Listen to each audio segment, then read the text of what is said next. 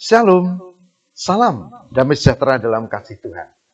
Saudara, senang sekali kita bisa berjumpa pada Pagi Menyapa. Dan kali ini saya akan bahas satu tema yang sangat penting. Tema yang sangat krusial, yaitu bagaimana mengatasi kecemasan dan kekhawatiran. Siapa yang tidak pernah terkena penyakit ini? Kecemasan dan kekhawatiran. Suatu saat ada ibu yang cerita, dia bilang, wah saya tadi malam gelisah, tidak bisa tidur. Lalu dia cerita tentang pergumulannya. Dan dia mengatakan, saya cemas terhadap apa yang terjadi keluarga anak saya. Cemas. Saya khawatir. Wah, khawatir. Khawatir tidak bisa tidur. Tapi apakah ada pengaruhnya dengan anaknya yang dikhawatirkan? Gak ada. Anaknya menghadapi pergumulannya sendiri. Dia di rumah, cuma nggak bisa tidur. Artinya kecemasan, kekhawatiran belum tentu ada makna dan manfaatnya. Tapi kecemasan, kekhawatiran itu betul-betul penderitaan. Siapa di antara ibu bapak saudara yang tidak pernah? Ada seorang pelajar yang cemas karena besok akan ujian. Ada yang akan maju untuk tesis S2-nya atau skripsi S1-nya akan pendadaran. Wah, dan kemudian yudisium itu dihadapi. Dia sudah membayangkan, itu dosennya, pembimbingnya yang pandai dan killer katanya. Dia cemas. Ya, karena malam dia tidak bisa tidur. Tentu ketika maju ujian dia tidak konsentrasi, dia tidak fit kondisinya dan malah hasilnya tidak bagus. Apakah kecemasan dan kekhawatirannya membuat dia lalu lulus dengan nilai bagus? Tidak. Yang terjadi dia tidak bisa tidur. Lalu dia tidak sehat. Kemudian tidak bisa konsentrasi. Akibatnya ketika ujian dia gagal. Ada banyak cara, contoh tentang hal ini. Tapi hari ini saya mengajak, bagaimana kita mengatasi kecemasan dan kekhawatiran. Baik, saudara, saya akan ngajak kita untuk membuka Injil Matius 6, ayat 25 sampai 34. Saya baca nas ini. Ada beberapa ayat. Hal kekhawatiran. Karena itu aku berkata kepadamu, janganlah khawatir akan hidupmu, akan apa yang hendak kamu makan atau minum, dan janganlah khawatir pula akan tubuhmu, akan apa yang hendak kamu pakai. Bukankah hidup itu lebih penting daripada makanan dan tubuh itu lebih penting daripada pakaian? Pandanglah burung-burung di langit yang tidak menabur dan tidak menuai dan tidak mengumpulkan bekal dalam lumbung, namun diberikan makan oleh Bapamu yang di surga. Bukankah kamu jauh melebihi burung-burung itu? Siapakah di antara kamu yang karena kekhawatirannya dapat menambahkan sehasta saja pada jalan hidupnya? Dan mengapa kamu khawatir akan pakaian? Perhatikanlah bunga bakung di ladang yang tumbuh tanpa bekerja dan tanpa memintal. Namun aku berkata kepadamu, Salomo dengan segala kemegahannya pun tidak berpakaian seindah salah satu dari bunga bakung itu. Jadi, jika demikian Allah mendandani rumput di ladang yang hari ini ada dan besok dibuang ke dalam api, tidakkah ia akan terlebih lagi mendandani kamu, hai orang yang kurang percaya?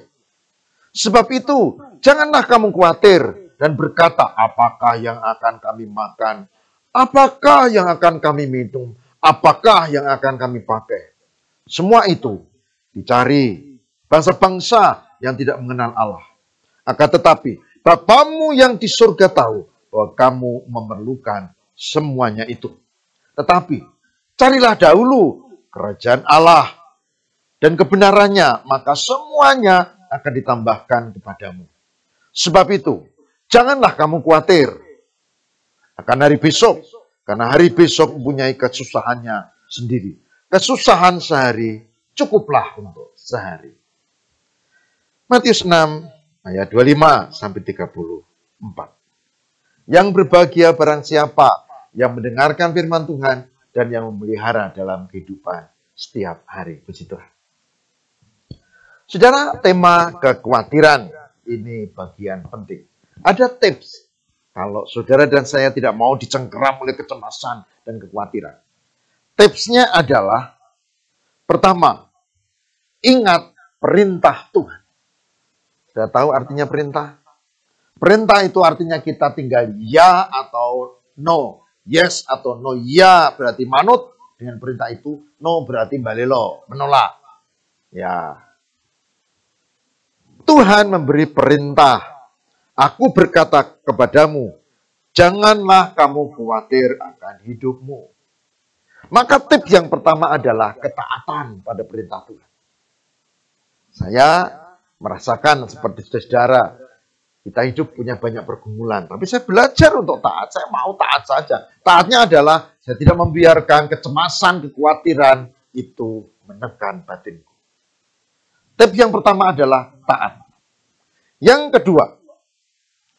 kedua disebutkan di situ tentang burung-burung di langit yang tidak menanam, tapi mereka tetap hidup.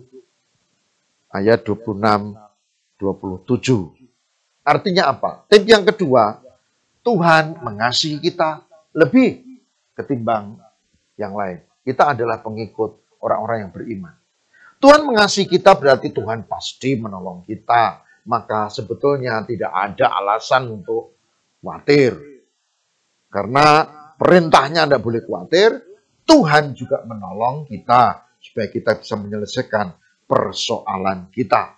Ayat 27 menarik. Siapa di antara kamu yang karena kekhawatirannya menambahkan sehasta umurnya? Tidak ada. Kekhawatiran tidak bermanfaat apapun. Ketika istri saya pergi, dan dia pergi ke luar kota, dan sampai malam tidak pulang-pulang. Rombongannya itu, sementara ini cuaca ekstrim, hujan deras, ada banjir, dan daerah yang sedang dituju itu. Saya berpikir, ini sampai malam, jangan-jangan terjadi sesuatu. Jangan-jangan ada masalah dengan bisnya. Jangan-jangan ada hal yang terjadi. Kok di telepon enggak bisa ya? Di WA kayaknya enggak terbaca. Wah, mulai kan, cemas kan? Tapi saudara, saya belajar poin ini. Taat pada perintah dan Tuhan beri yang terbaik, Tuhan menolong kita. Saya bilang, pasti Tuhan menolong. Maka lebih bagus saya diam dan berkata, Tuhan, tolonglah rombongan istriku dan rombongan ini. Jadi, kecemasan, kekhawatiran tidak menolong apa-apa. Kalau saya cemas, apakah rombongan istri saya ngaruh, lalu kalau bisnya macet tiba-tiba jalan? Enggak juga. Kalau banjir, lalu hujan deras tiba-tiba hujannya berhenti, banjirnya minggir semua. Enggak juga, saudara. Kecemasan dan kekhawatiran tidak berpengaruh apapun. Seperti ayat 7. Siapa yang menambahkan sehasta saja pada jalan hidupnya kalau khawatir? Enggak ada. Maka, mengapa kamu khawatir? Jadi itu tips yang kedua. Meyakini penyertaan Tuhan. Tips yang pertama, kita taat. Nah, tips yang ketiga. Tips yang ketiga adalah konsentrasi fokus pada Tuhan. Ayat 33 disebutkan begini. Tetapi carilah dulu kerajaan Allah dan kebenarannya, maka semuanya akan ditambahkan kepadamu. Fokus kepada kerajaan Allah. Kerajaan Allah itu apa? Ya Allah yang menjadi raja. Artinya apa? Ya kita, yang hidup kita dikuasai oleh Tuhan. Dengan kata lain, fokus kepada Tuhan. Jangan fokus pada masalah. Ya, kalau bisa solusi itu lebih bagus. Tapi kalau fokus pada masalah tidak ada gunanya. Ada seorang ibu yang dia marah karena anaknya itu ngebut lalu jatuh. Wah, sininya lecet-lecet bahkan berdarah. Apa yang dilakukan ibu itu? Ada dua pilihan. Fokus pada masalah atau fokus pada solusi. Kalau fokus pada masalah karena dia cemas tadi dan sekarang anaknya datang malah betul-betul kecelakaan, maka dia masalahnya marah dia. Tadi kan masalah, marah dia. Kamu itu makanya kamu udah berangkat nggak ngomong sama mama, kamu nggak pamit sekarang. Ini kamu kecelakaan kan? Wah, ngerepotin orang tua kan? Anaknya duduk merenung sambil jengkel karena sakit ini. Pendarahannya juga ada. Ibunya ngomel terus, tidak mengajak ke rumah sakit, tidak mengambil apa untuk menghentikan pendarahan. Suka, saudara begitu. Fokus pada masalah. Harusnya fokus pada solusi. Oh, kamu jatuh, ya tidak apa-apa. Ayo kita ke puskesmas terdekat atau ke rumah sakit atau ke dokter. Lalu ditangani di situ. Lalu baru ditanya tadi piye, apa yang bisa diambil dari hikmah ini. Baru dia kasih tahu pelan-pelan. Kenapa? Karena yang penting menolong anaknya, bukan emosinya terlampiaskan marah-marah, bentak-bentak. Enggak. Kecemasannya diumbar.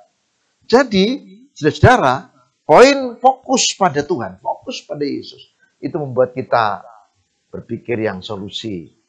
Ada masalah, nggak bisa tidur, lalu apa yang dibuat? Oh ya, ada solusi.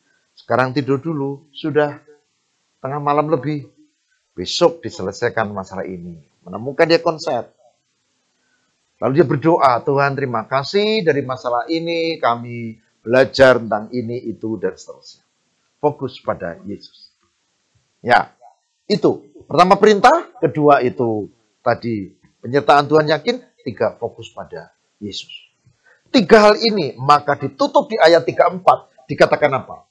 Sebab itu janganlah kamu khawatir akan hari besok. Karena hari besok mempunyai kesusahannya sendiri. Kesusahan sehari cukuplah untuk sehari. Boleh merancang untuk besok. Boleh refleksi tentang masa lalu. Tapi yang dihadapi ya hari ini. Masa lalu itu kenangan, tidak bisa dihadapi lagi, dah terlanjur. Besok itu belum realitas. Yang realitas sekarang hadapi. Maka tidak perlu berlebihan memberi tempat pada kecemasan. Baik, saudara, ini tips dari Matius 6, 25-34. Bagaimana cara mengatasi kecemasan? Jelas, fokus pada perintah Tuhan. Yang kedua, yakin pada penyertaan Tuhan. Dan yang ketiga, fokus pada solusi atas penyertaan Tuhan. Baik, saudara, kita akan tutup dengan mohon kekuatan dan berkat di dalam doa. Mari kita berdoa.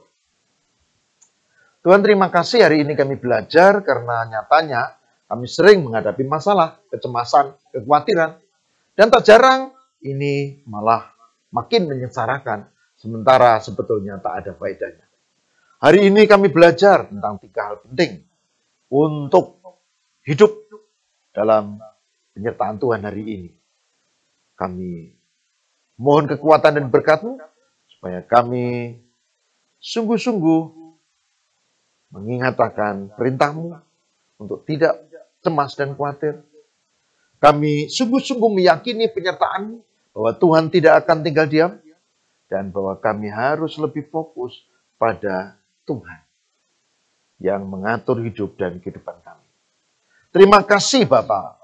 Kami mohon berkatilah supaya tidak sia-sia kami dalam renungan ini. Kami berserah demi Kristus mengantara kami. Amin.